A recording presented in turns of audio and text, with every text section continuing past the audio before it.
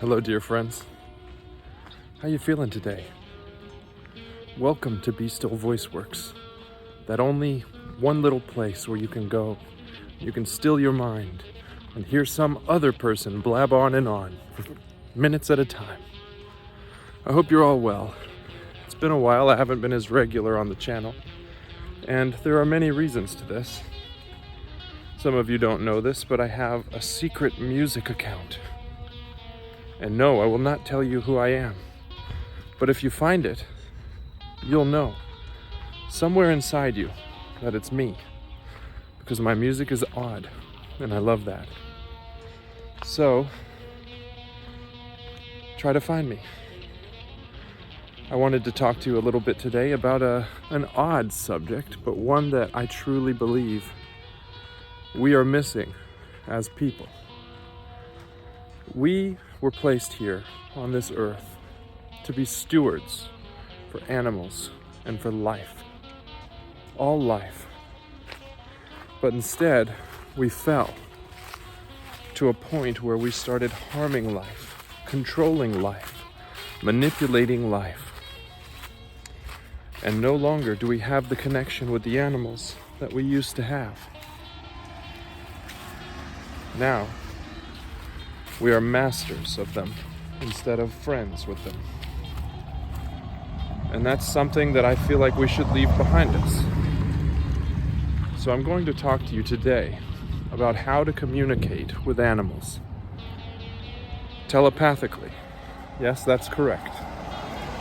I'm going to teach you to speak to your animals, especially wild animals, with only your powers of intuition. Whoa.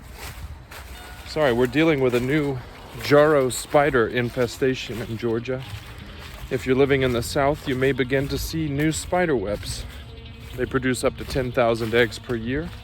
They have no natural predators due to their coloring and that they've never been here before. They eat other spiders, and their webs are strong enough that they can catch hummingbirds in the web.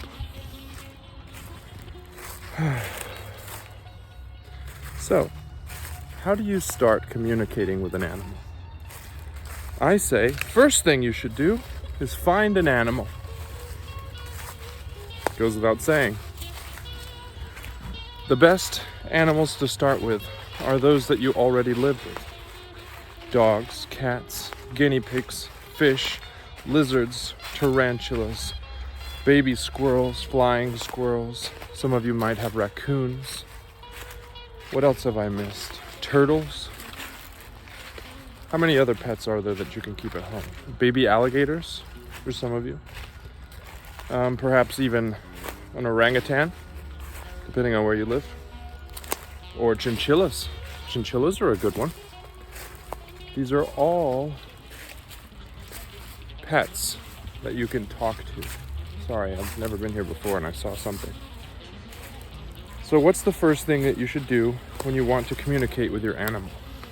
Have you ever noticed it's not the words you say?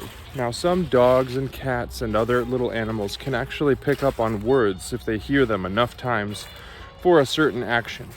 But that action must be consistent for them to learn the words. What they're actually learning from you or reading from you is your emotion. You see, emotion, we believe it's just something that we feel endogenous to us that happens all from within, which is true, it's generated there. But like all forms of energy, it must travel through some sort of a medium. Let's call it the ether, the space between here and there, the empty void in between me and you, or me and my animal. That empty void is a lot like water. If you put an electric current into water, it will flow through that water until it finds its exit point or its ground. The same thing happens with your emotional energy. So, whenever you're happy and you say something to your dog, you're putting out a happy energy. Others around you can feel that. They can read your body language. They can even feel it on the tiny hairs on the back of their neck if you're happy or if you're sad. That's why sometimes a person comes up to you and they say, "Oh, I'm fine." They're smiling. But you just know, somewhere within you, they're not fine. And so this energy can be practiced and controlled. You can feel it from within you, around here. When you start to feel a certain angst or a certain pang, a certain feeling, you always know it starts in your stomach, moves to your heart, and then to your head. So this feeling in your stomach, practice what it feels like when it happens. Learn how to manipulate that feeling. Got another homeless camp over here. And start projecting that feeling out towards other beings. Now, if you do this with your animals, hang on, there's someone over there. You'll start to notice that they pick up on the sensations and the feelings that you are projecting towards them. One thing that is important, sorry, I'm distracted by people in the forest, I'm not used to it.